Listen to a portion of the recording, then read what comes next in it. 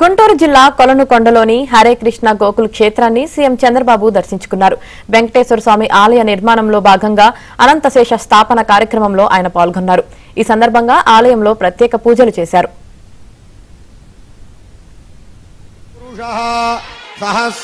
ఈ పూర్ణాహుతిలో పాల్గొనే ముందు ముఖ్యమంత్రి గారికి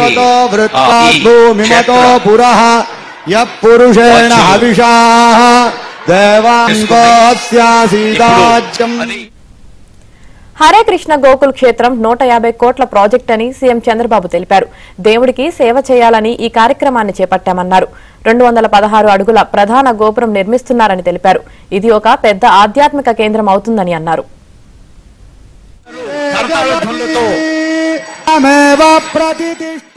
హరే కృష్ణ గోకుల క్షేత్రం 150 కోట్ల రూపాయలకు ప్రాజెక్ట్ ఇది ఈరోజు ప్రారంభించారు.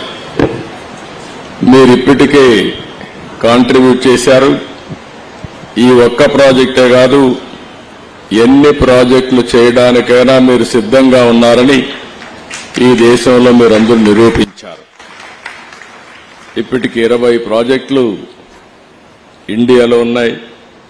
ఒక 5 ప్రాజెక్టులు ప్రపంచం మొత్తం ఉన్నాయి. ఇదే సమయంలో ఇస్కాన్ కూడా సిస్టర్ కంపెనీ, వీళ్ళిద్దరూ కూడా పోటీపడి ఇలాంటి కార్యక్రమాలు చేయడంలో ముందున్నారు. వాళ్ళు కూడా ఒక 100 టెంపుల్స్, ఇలాంటి టెంపుల్స్ ని క్రియేట్ చేసే పరిస్థితికి వచ్చారు.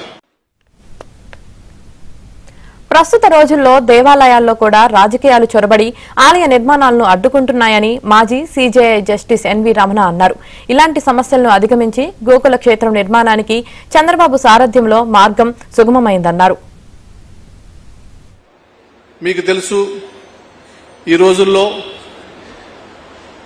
దేవాలయాల్లో కూడా రాజకీయాలు ప్రవేశించి దేవాలయాలను కూడా నిర్మించకుండా ఎన్ని అవరోధాలు కలిగించారో అనేటటువంటి విషయానికి ఈ సంస్థ, ఈ యొక్క దేవాలయమే కారణం. అనేక సంవత్సరాలుగా మరి కోర్టులో వాద్యాలు వేసి అనేక రకాలుగా ఇబ్బందులు పెట్టి ఈ దేవాలయ నిర్మాణానికి ఆటంకాలు కల్పించినప్పటికీ కూడా దేవుడు ఉన్నాడు. అదేవిధంగా దేవునికి సేవ చేయడం కోసం చంద్రబాబు నాయుడు గారు లాంటి నాయకుడిని ఈ దేవుడు సృష్టించాడు. కాబట్టి